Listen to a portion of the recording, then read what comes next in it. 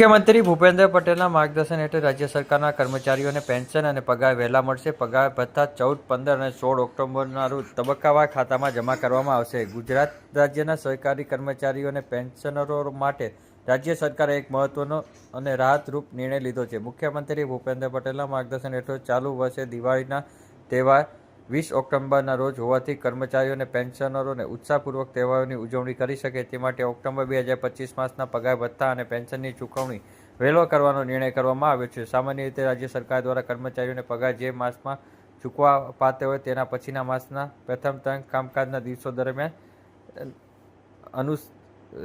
Staggering પ્રથા અનુસાર ચૂકવવામાં આવે છે. જોકે દિવાળીનો તહેવારને ધ્યાનમાં રાખીને જૂના ઠરાવોમાં છૂટછાટ આપવામાં આવી છે. આ નિર્ણય અનુસાર ઓક્ટોબર 2025ના સરકારી કર્મચારીઓ અને પેન્શનરોના પગારના ભથ્થા અને પેન્શનની ચૂકવણી તબક્કાવાર 14, 15 અને 16 ઓક્ટોબર દરમિયાન કરવામાં આવશે, જેની માહિતી 10 ઓક્ટોબરના સાંજે 8 વાગે આપવામાં આવી હતી.